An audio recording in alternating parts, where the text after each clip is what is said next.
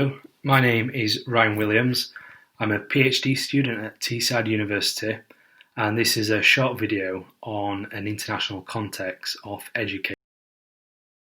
Although it is widely accepted that those who set education policy must understand the significance of technology in education, what happens when this relationship is undermined or even strengthened by the country or nation that manages it? Dialectical discussions appear to vary from leader to leader within different educational systems.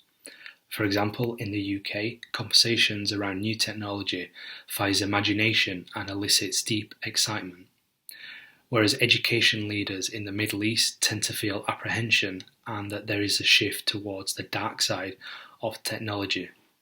And this is evident throughout the literature. Therefore, it is practical to promote an understanding of the subject, the connection between information technology, social control, and different power regimes. Despite a collaborative goal of eliminating illiteracy, there are still tensions between those states who operate a top-down sovereignty and the contrastingly vertical-moving technology giants. For example, Google China, a subsidiary of Google, was welcomed at its launch in 2000 and managed to reach a market share of 37% of a population of 1.3 billion. However, in 2006, government officials began a campaign to censor content on Google in the belief that it would promote internal ventures rather than international ones. Google refused to cooperate with China's Great Firewall mission, and in 2009 their video sharing platform, YouTube, was banned from the country. This period saw the rise of social networking sites, such as Facebook and Twitter. But to successfully operate in China, these companies had to adhere to IP blocking, DNS spoofing, URL filtering, and VPN blocking, in addition to restricting any content that criticised the state or its leaders. A quite well-known and true example of this is that Winnie the Pooh has been completely wiped from the internet in China because of comparisons to President Xi. Those who were seen as not compliant with Chinese laws were banned: Google, Facebook, Wikipedia, and Twitter.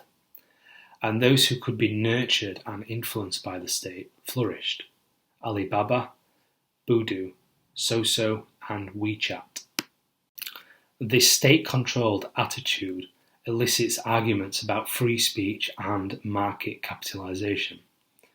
Nevertheless, when the two agendas align, there is benefit for education through co-production, such as QQ, which is China's equivalent to Skype.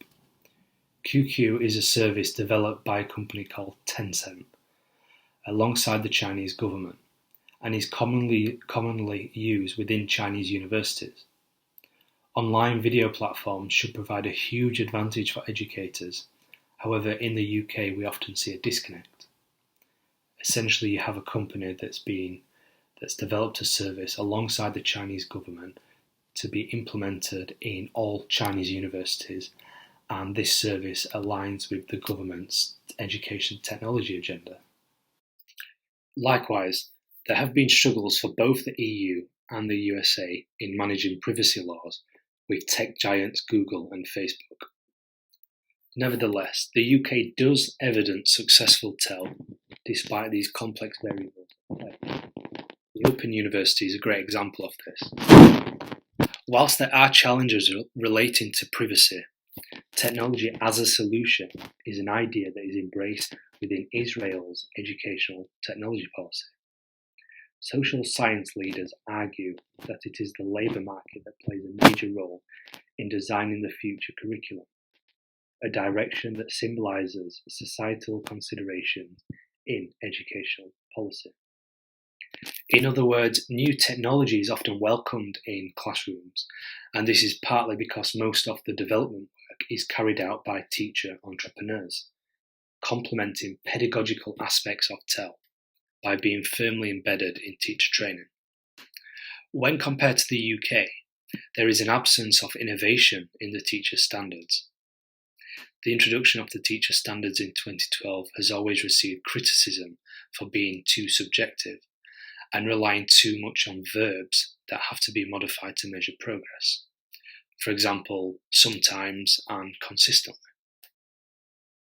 In a TEL context, this guidance linking pedagogy and TEL often means technology is left out.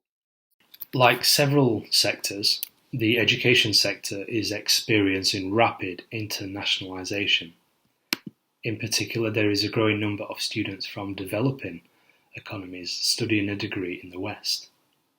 Enrolling either as an international student in Western universities or in institutions in their home country with partnerships to a Western university. The globalisation of education goes hand in hand with an increase in distance learning programs, and this is supported by the internet-based learning programs, called e-learning systems. E-learning systems combat barriers to learning such as time and space, and although the success of these systems depend on the extent of student acceptance, the benefit of educational institutes, especially in the UK, making this service available to their distance learning students is that the very best from around the world can reap the rewards of having a degree. An example is right now we're getting the finest Chinese business managers studying and pursuing executive MBAs in the UK, while still being based in China. And universities also benefit from this by getting an added strength to their research community. Thank you for watching.